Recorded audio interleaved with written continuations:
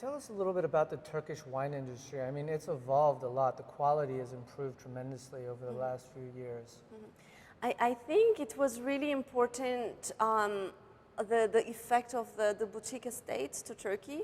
So back in, I think, like 2000, between 2000 and 2005, the new boutique estates with small production, with importance to quality, start to evolve. And also people started to go more often to Europe, experiencing different wines, more wines, and wines with better quality.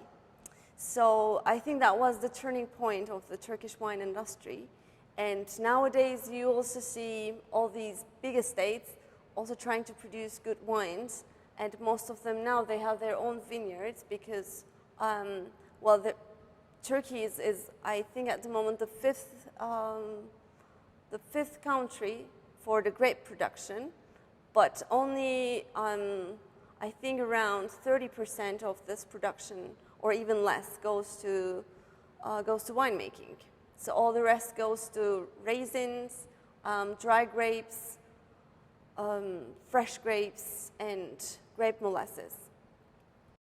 In terms of the winemaking, the boutiques had an influence, but how did quality improve? What were the processes that changed that resulted in better wines getting made? Mm-hmm. Well, I think people realized how important it is, first of all, to have the perfect vineyard out there, because everything starts there. Everything starts in the vineyard. If you have bad grapes, there is no chance that you can make good wine. But then, I mean, you always have a probability of making bad wine out of the good grapes.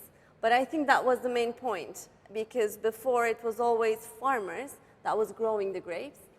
And nowadays, as I said before, many of the estates have their own vineyards apart from buying from the producers. How do you see the future of Turkish wine? How is it going to evolve in the future? Well, I believe, and I want to believe, that it's going to get better.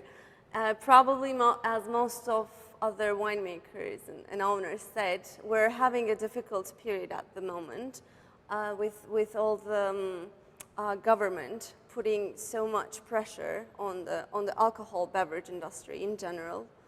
But it eventually affected the wine industry the most, because we were the newest and we had all these small boutique wineries that were coming up. So at the moment we're left without having the possibility of doing any marketing. So we're passing through a difficult stage. But they're also but at the same time, people start to consume more wine. We start to have, especially in Istanbul, more fine dining restaurants that are looking for good wines, and they do actually prefer Turkish wines since they're located in Turkey.